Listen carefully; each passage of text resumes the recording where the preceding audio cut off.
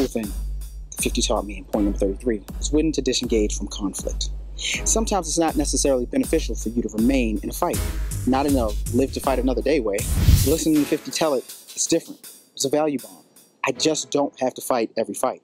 And it was more of a matter of pragmatism. Why? I'd be fighting forever if I fought every fight. Thanks for reinforcing that, Fifth. This kind of goes back to the failures earlier. You can reshape and reframe your failures and what they mean to you. It's point 34. Kind of like earlier when you guys saw me not having a good time, jumping up those 3 steps, and I just had to reshape it in my mind. I had to say, well, maybe I'm not strong enough. If not, can I get stronger? Maybe I didn't jump hard enough. Should I jump harder? I could have said, man, the years are ticking by. I'm an old man now. I don't got it in me. Or I could reshape and reframe the failure. And I came back and I hit it hard and I succeeded. You guys saw it.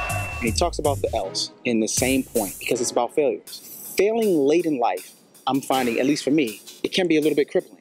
If you fail early in life, which we all do, but failing and feeling the failure are 2 different things. Failing and then learning from that failure, I mean fully learning from that failure, there's where the growth is. So fail and learn how to take that L. The L's are tough. Fail young, feel it, and learn.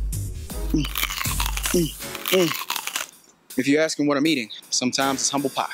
50 talked about that. He says, admit when you're wrong. This is point 35.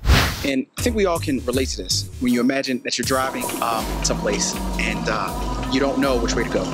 You don't want to admit that you're wrong to your passengers. You don't want to let them know that, maybe you made a wrong turn a few miles back. And you guys might be 10, maybe even 20, maybe hours off course because of something that you did wrong. It's okay, because let me tell you from personal experience, every second that goes by that I'm wrong, I'm even more wrong. I'm no less wrong. The moment I say, you know what, guys, I think I made the wrong turn, it changes everything. All of a sudden, everybody's all hands on deck because it's not just me that's lost. I got them lost. That's what happened. They are now lost. I'm lost. They're lost. But now everybody knows it. So everybody's all hands on deck and said, oh, yeah, I was thinking the turnpike, I was thinking it was exit 7, but you took 4. Oh, by the way, we can stop by that Roy Rogers and grab a couple burgers. You see how that works? Just admit when you're wrong, because good things come from it. Manage all aspects of your life as best you can. Point 36. He discusses boxing and the boxing promotion business and money management.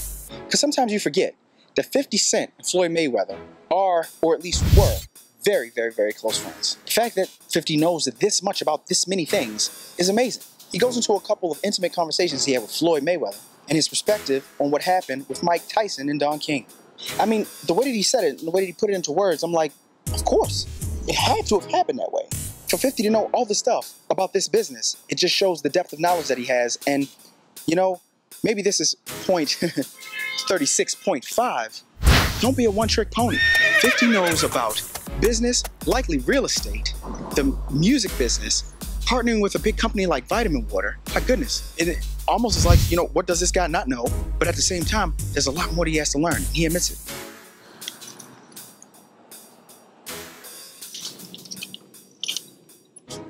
Those are the keys. But not the keys to my little e-bike motorcycle. Man, I love this thing. She's a lot of fun.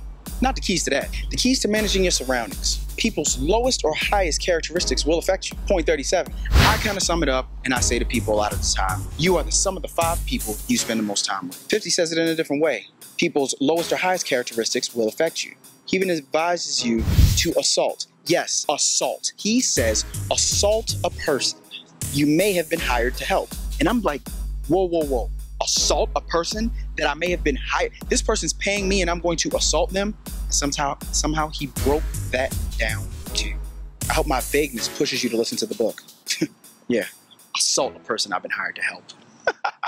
Point 38. I could apply this with my family, relationships, kids. Understand fully that you don't have the same ideals and perspectives with on life that you do. This may be your mom. She may think you should go to college. You may not think that's the best move for you. It may be your dad. He may think that you should join the military. You may not think that's the right thing for you. And just understand, sometimes ideals and perspectives and goals don't line up. Personally, I'm a striver first. Things that may be a bit too high for me or a little bit technically out of reach. I mean, I just can't get there. Sort of like jumping up on that step earlier, like a dumbass. It's fun though. I mean, I know I can do it. I know if I see 3 steps, getting up on top. I'm just saying.